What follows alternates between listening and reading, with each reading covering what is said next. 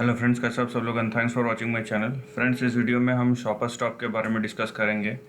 और जिस टाइप का यहाँ पे करेक्शन आया है, आप देख सकते हैं कि 2018 के हाई से ये अराउंड 80% का करेक्शन दिखा चुका है। तो करेक्शन वाइज एक डिसेंट करेक्शन बोला जा सकता है।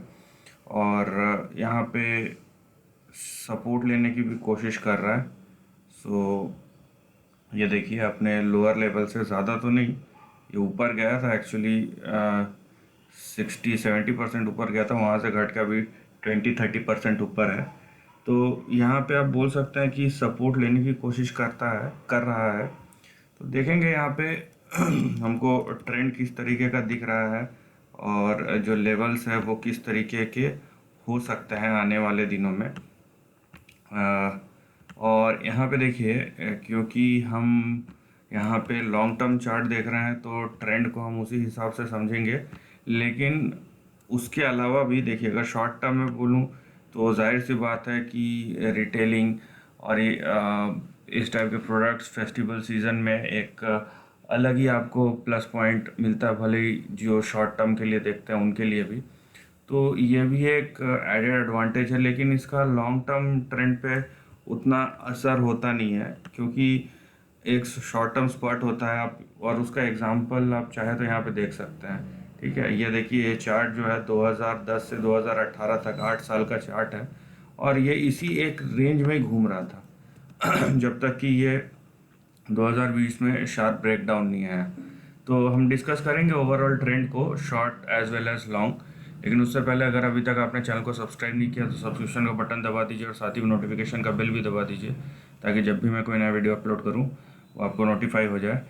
तो यहाँ पे आप अगर ट्रेंड को समझते हैं तो सबसे पहली चीज़ जो आपको करनी है, ये देखिए, ये आपका सपोर्ट लेवल है, बहुत इंपॉर्टेंट है।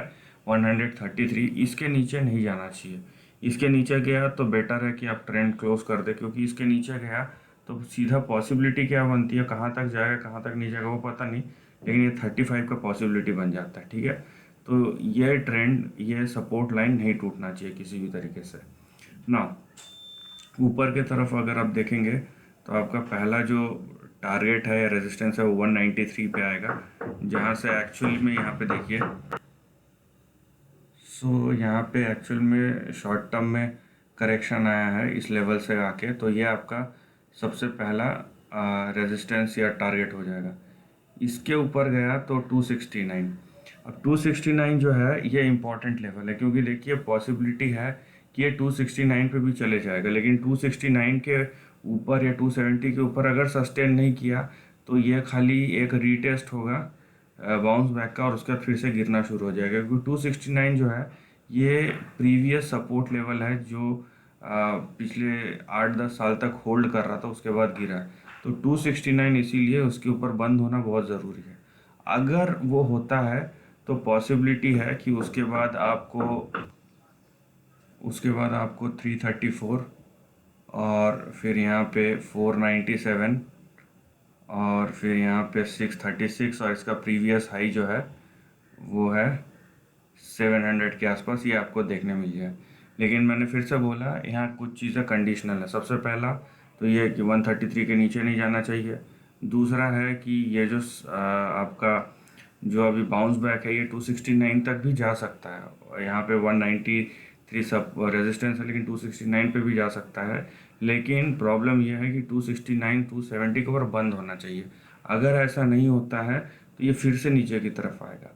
लेकिन अगर 270 के ऊपर क्लोज होता है और सस्टेन करता है तो पॉसिबिलिटी यह है कि अपने पुराने हाइस तक जा सकता है, और जिसके बीच में मल्टीपल सपोर्ट रेजिस्टेंस लेवल है, टारगेट लेवल है, शॉर्ट टर्म के लिए या इंटरमीडिएट टर्म के लिए यूज़ किया जा सकता है।